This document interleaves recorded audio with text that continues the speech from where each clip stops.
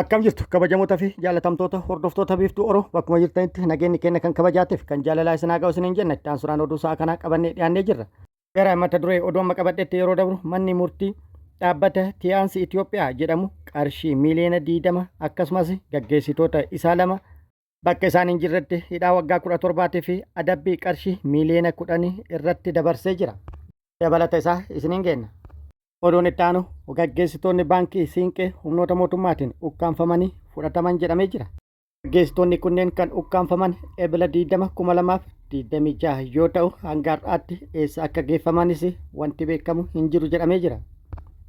Guutuu isaa qabannee jirra. Oduun itti aanu lolli loltoota mootummaatti waraana bilisummaa Oromoo gidduutti zoonilee Oromiyaa hunda keessatti gaggeeffamaa jiru akkuma itti fufetti jira. Waraanni bilisummaa Oromoo har'as lixaa fi giddugala Oromiyaatti loltoota mootummaa waliin barraaqan lola cimaa gaggeessee injifannoo argadhe jedhee jira. Walumaa galatti lixa Oromiyaa, giddugala Oromiyaa, kibba baha Oromiyaatti lolli guddaan loltoota mootummaa waliin bakkoota garaagaraatti gaggeeffamuu fi lola bakkoota garaagaraatti loltoota mootummaa waliin gaggeesse irratti waraanni bilisummaa Oromoo loltoota hedduu booji'ee hedduu addunyaa kanarraa godaanse hedduu madeessuun meeshaalee waraanaa hedduu irraa hiikkatuun injifannoo argataa jiru itti fufe jedhee jira. Nama mootummaatti hoo maaltu jira kan jedhus odeeffannoo qabannee jirra isin biraan geenna. Oduu biyya alaatiin waldura dhaabbannaa Ameerikaatii fi Iraaniin haalli nageenya baha giddu galeessaa muddamsuu hamaa keessa galee ture. Kalee fi dheengadda har'a ammoo odeeffannoon abdii namatti horu tokko dhagahamee jira. Innis mariin araaraa marsaan lammaffaan gaggeeffamuuf ture fashalee ture. Kunis Iraan jila marii erguu diduun yoo ta'u Paakistaan abdii kutannaa osoo hin taasisin yaalii nagaya buusuuf godhaa jirtu cimsitee itti fufuun Ameerikaa fi Iraan gidduutti guyyaa boruu mariin marsaan lammaffaa ni gaggeeffama jechuudhaan Ameerikaa fi Iraaniin walitti fiduuf deemti jedhamee jira. Dabalata odeeffannoo kanaa qabannee jira. Guutuu oduu kanneeniitiif kan biroo wajjin isin wajjin kan turu ani Barisoo Ganamooti. Guutuun oduu walduraa duuban akka itti aanu kanatti isiniif dhiyaata. Manni murtii dhaabbata Tiyaansi Itoophiyaa jedhamu qarshii miiliyoona 20 fi gaggeessitoota isaa lama bakka isaan hin jirretti hidhaa waggaa 17 fi adabbii qarshii miiliyoona 10 irratti dabarsee jira. Cancalli gurgurtaa daldalaa piiraamiid jedhamu fayyadamuun miidhaa geessisan kan jedhaman adabbii hidhaa hanga waggaa 17 fi kan mallaqaa irratti murtaa'uun gabaafamee jira. Mala gurgurtaa kanaan qarshii miiliyoona 40 ol tilmaamamu faayidaa dhuunfaa isaaniitiif oolfataniiru himata jedhuun manni murtii ol aanaa Lidataa Ramaddiin dhaddacha akka adda addaa tokkoffaa namootaa fi qaamota kanneen irratti har'a murtee dabarsee jira. Kanaanis labsii daldalaa lakkoofsa 813 loosaa 2006 fi seera yakka keewwata 34 cabsuudhaan kan yakka raawwatan himatamtoonni dhaabbata Tiyaansi Itoophiyaa jedhamanii kun kan itti gaafatamni isaanii murtaa'e Dooyoon Gaangii fi obbo Tewoodiroos Baqqalaa himanni irratti banamee jira. Akka himanni abbaa alangaa mootummaa ibsetti dhaabbanni Tiyaansi Itoophiyaa jedhamu kan itti gaafatamni isaa murtaa'e eeyyama nyaata anniisaa namaa ta'u galchuuf qabuun bara 2004 hanga 2008 qorichaa fi nyaatawwan anniisaa kennan karaa faddaaltotaatiin gurguraa ture jedhamee jira. Akkasumas dhaabbanni kun namoota hedduu toora ijaarsa fakkaatu keessa galchuun buusii mallaqaa walitti qabaa ture jedhamee jira.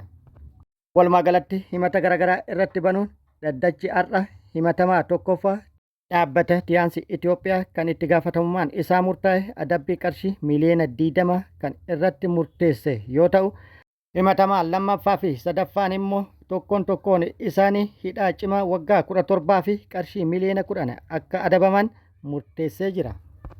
Oduun itti aanu gaggeessitoonni baankii Siinqee ukkaanfamanii fudhatamuun eessa akka geeffaman hanga ammaatti hin beekamne. Guutuun odeeffannoo kana kunooti. Gaggeessitoonni waldaa hojjettoota baankii Siinqee pirezidantii dabalatee murna bilchaginnaan ukkaanfamanii dhabamuun dhaga'ame. Gaggeessitoonni waldaa hojjettoota baankii Siinqee Aadde Meetii Dirribaa pirezidantii waldichaa obbo Raggaasaa Lataa bulchiinsa waldichaa fi obbo Rabbummaa Yaaddessaa gaafa wiixataa eebila 20 fi kibxata eebila 21 qabamuu isaanii hordofee hanga ammaatti bakka isaan geeffaman ifatti hin beekamne jechuun hojjettoonni baankii Siinqee kanneen haala nageenyaatiif jecha maqaan isaanii dhahamuu hin feene eeranii jiru. Namoonni kunneen gaaffii mirgaa hojjettoota ilaalchisee pirezenteeshinii bal'aa qopheessanii hooggantoota baankii fi mootummaa duratti dhiyeessuun gaaffiin isaanii faayidaa hojjettootaa akka baankilee biroo waliin wal fakkaatu haala hojii fi kabajni mirgaa akka fooyya'u irratti xiyyeeffatee dhiyaachuu hordofee nurratti namoota kakaasaa jirtu jechuun akka ukkaanfaman dubbatu. Gaaffiin isaanii kan dhuunfaan osoo hin taane kan hojjettoota baankii maraa bakka bu'uudha. Haa ta'u malee dhiyeessii isaanii booda tarkaanfiin irratti fudhatame cimaa kan ta'ee fi hojjettoota marayyuu yaaddessaa akka jirus dabaluun ifoomsanii jiru.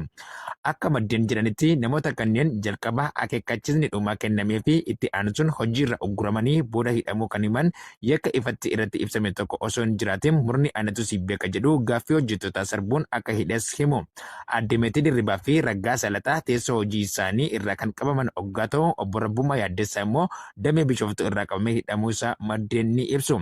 Hanga ammaatti murni BP yookaan hooggantoonni baankichaa bakka isaan geeffaman ilaalchisee ibsa ifaa hin kennine. Kunis maatii isaanii fi hojjettoota biroo keessatti yaaddoo guddaa uumeera. Dhimmichi gaaffii bal'aa kaaseera. Namoonni hooggansa qaban yaada isaanii karaa nagaatiin dhiyeessuu qofaaf ukkaanfamuun maal akeeka kan jedhu irratti sodaan uumameera kan jedhan maddeen gochi akkasii itti fufa yoo ta'e fuulduratti hojjettoonni sagalee isaanii ol kaasuu irraa sodaachuu danda'u. Kunis haala hojii fi walitti amanamummaa dhaabbilee irratti miidhaa qaba. Mirga ofii kabachiisuun hafee ukkaanfamanii akka bulan taasisa jechuun yaaddoon jiraachuu addeessanii jiru. Oduun itti aanu lolli loltoota mootummaatiif waraana bilisummaa Oromoo gidduutti Oromiyaa bakkoota garaagaraatti gaggeeffamaa jiru akkuma itti fufetti jira. Har'as waraanni bilisummaa Oromoo loltoota mootummaa waliin barraaqan bakkoota garaagaraatti yookaan aanaalee garaagaraa fi zoonilee garaagaraa keessatti lola guddaa gaggeessuu beeksisee jira. Giddugala Oromiyaatti fi akkasumas lixa Oromiyaatti bakkoota garaagaraatti yookaan aanaalee garaagaraa keessatti lola loltoota mootummaa waliin gaggeesse irratti miidhaa guddaa loltoota mootummaa irratti dhaqqabsiisuun injifannoo argadhe jedhee jira. Haaluma kanaan waraanni bilisummaa Oromoo zoonii lixa Oromiyaa Horroo Guduruu Wallaggaa aanaa Horrootti har'a barraaqan mooraa waraana mootummaatitti itti seenuudhaan haleellaa humnoota mootummaa irratti raawwateen miidhaa guddaa dhaqqabsiise jedhee jira. Aanaa Horroo bulchiinsa magaalaa Haroo Shoxii jedhamutti mooraa waraana mootummaatitti barraaqan itti marsee haleellaa irratti raawwateen loltoota mootummaa hedduu booji'ee hedduu addunyaa kanarraa godaanse hedduu immoo madeessuudhaan meeshaalee waraanaa hedduus irraa hiikkatuun injifannoo argadhe jedhee jira. Injifannoo argame immoo viidiyoo kanarraa ilaaluun ni danda'ama. Akkuma viidiyoo kanarraa argitanitti booji'amtoota fi meeshaalee waraanaa hiikkataman asirraa arguun ni danda'ama. Asirraa kan mul'atu booji'amtoonni 6 BKM tokko AKM yoo xiqqaate 20 ol kan ta'udha. Haaluma wal fakkaatuun waraanni bilisummaa Oromoo zoonii giddugala Oromiyaa kaaba Shawaa aanaa Dagamitti har'a haleellaa cimaa barraaqan humnoota mootummaa irratti raawwatuun injifannoo argadhe jedhee jira. Aanaa Dagama Aliidooroo bakka jedhamutti barraaqan humnoota mootummaa irratti haleellaa raawwateen hedduu addunyaa kanarraa godaanse hedduu madeessuun meeshaalee waraanaa hedduus irraa hiikkatuun injifannoo argatu odeeffannoon gamas irraa nu gahee jira. Lixa Oromiyaa aanaalee garaagaraa keessatti lola loltoota mootummaatiif waraana bilisummaa Oromoo gidduutti gaggeeffame akka itti aanu kanatti isiniif qabannee jirra. Waraanni bilisummaa Oromoo zoonii lixaa aanaa Sayyoonoolee fi aanaa Orroo keessatti diina adabuu beeksise.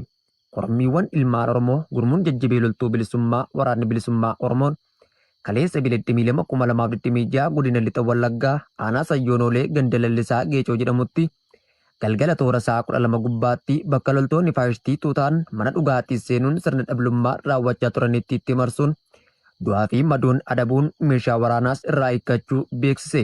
Lola kanaanis battalatti 3 ajjeesuun qawwee AK 3 rasaasa 90 fi qophiilee irraa hiikkachuun galii dantaa qabsoo bilisummaa Oromoof oolcheera. Ittuma fufuun abdiin saba cunqurfamaa waraanni bilisummaa Oromoo har'a Ebileettii 2026 godina Horroo Guduruu Wallaggaa aanaa Orroo bulchiinsa magaalaa Haroo Shoxiitti barii barraaqaan itti seenuun loltoota faashistii bilchiginnaa du'aa fi madoon adabuun meeshaalee waraanaa irraa hiikkachuu beeksiseera. Injifannoo kanaanis PKM tokko akaama hedduu fi loojistikii murna bilchiginnaa danuus dhuunfachuu hooggansi waraana bilisummaa Oromoo bakkichaa addeessaniiru. Woboon aanaa giddaa ayyaanaatti diina haleelee du'aa fi madoon adabuu beeksise. Gaachanni uummata Oromoo woboon kaleessa eebla 22,2026 godina baha Wallaggaa aanaa giddaa ayyaanaa ganda haroo misoomaa bakka addaa qarsaa bidaaruu jedhamutti loltoota faashistii bilchiginnaa irratti tarkaanfii guggubduu fudhateen hedduu du'aa fi madoon adabeen injifannoo boonsaa galmeessuu beeksiseera. Tarkaanfii kanaanis loltoota PP hedduu rasaasan ka'ee baaruudhaan macheessuun du'aa fi madoon dhandhamsiisee kanneen irraa haftee ari'ee gogsuun injifannoo goonfateera. Kibba baha Oromiyaa Arsii Lixaatti lola loltoota mootummaatti waraana bilisummaa Oromoo gidduutti gaggeeffameen waraanni bilisummaa Oromoo injifannoo argadhe jedhee jira. Dabalata isaa akka itti aanu kanatti isiniif qabannee jira. Waboon aanaa eeban Arsii keessatti loltoota bilisiginnaa haleelee hedduu du'aa fi madoon adabuun meeshaalee waraanaa irraa eeguun cinatti fayyaattis harkaan qabe. Abdii fi waanteen sabaa waboon zoonii kibba baha Oromiyaa godina Arsii Lixaa aanaa eeban Arsii ganda Argadaa Shaaldoo iddoo addaa Korommii jedhamu keessatti guyyaa kaleessaa eebila 22,2026 loltoota bilisiginnaa maqaa sakattaa waboon bobbaate haleeluun 16 irraa ajjeesee 8 madeessuun 2 fayyaatti harkaan qabe kan irraa hafte ari'ee injifannoo boonsaa galmeessee jira. Gama meeshaatiin qawwee AKM 3 hidhannoo fi gumbii akkasumas meeshaalee waraanaa hedduu irraa eeguun galimoonaa qabsoo bilisummaa Oromoof godheera. Lola kana keessatti ajajaa poolisii fi qorataa yakkaa aanichaa kan ta'e namni maqaan isaa Odaa jedhamu yeroo dheeraaf uummata eeban Arsii raarsaa kan ture du'ee jiraachuu maddeen qabatamoon ifoomsaniiru. Akka maddi odeessa dirree lolaa ifoomsutti loltoonni kunneen hawaasa keessa darbanii dhufan irraa qabeenya hedduu saamanii kan turan yoo ta'u, yeroo waboon haleellaa itti banutti meeshaalee hawaasaa hedduu gatanii akka baqatanis ibsameera. Oduu biraatiin waraanni bilisummaa Oromoo isaan viidiyoo irratti argitan kana booji'ee jira. Isaan kunniin warra carroomedha. Kanneen biraa madaa'uudhaan yaaliin kennamaa fi kan turee fi gara maatii isaatiitti ni deebite jechuudhaan jajjabeessaa kan turanis jira.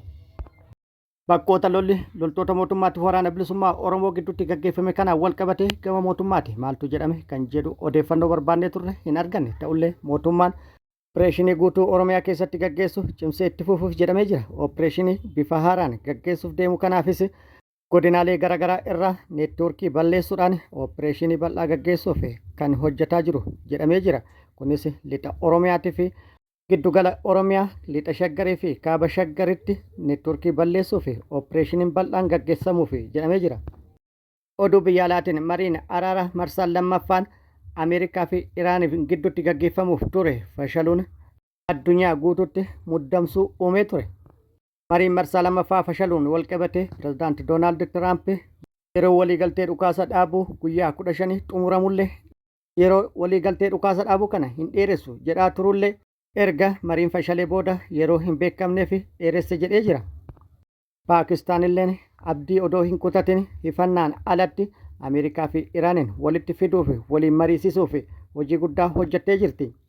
Gama kanaan wanta addunyaatti abdii hore tokko qabattee gadiin dhufuun mariin araaraa marsaan lammaffaa guyyaa boruu jimaata jechuudha.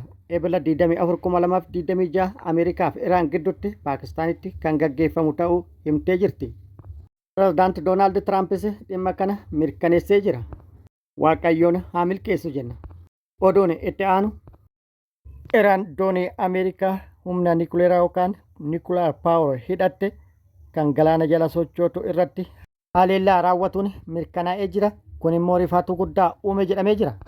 Iraan doonii Ameerikaa anniisaa niikuleeraa yookaan niikuleer paawar hidhatte tan galaana jala lixxu akkaan qaalii taate kan gatiin ishee doolaara biiliyoona 3.4 kan ta'e namoota 140 fe'attee socho'aa turte irratti haleellaa raawwatuun liccisiifte jedhamee jira. Kunis rifaatuu guddaa guutuu Ameerikaatti uumuun gabaafamee jira. Namoonni 140 doonii tana irra turan carraan isaanii maal akka ta'e hanga ammatti adda hin baane.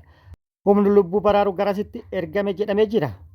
Kunis walitti gaarreeffannaa Ameerikaatii fi Iraaniin hulaa Hormuz irratti taasifamaa jiruun waan milkaa'u hin fakkaatu jedhamee jira. Gadda mudate kanaaf peentaagoon gadda guyyaa 3 guutuu Ameerikaatti labsee jira. Kabajamoota fi jaalatamtoota hordoftoota biiftuu Oroo oduu namaaf qabadhe kan hanga ammaa kana guutuu oduu wajjin isin wajjin kan ture ani Bariisoo Ganamooti. Hanga yerootti aanutti deebinee wal agarrutti nageenyi Rabbi isiniif haa baay'atu. Nagatti nu turaan hawwii kenna nagatti nu tura.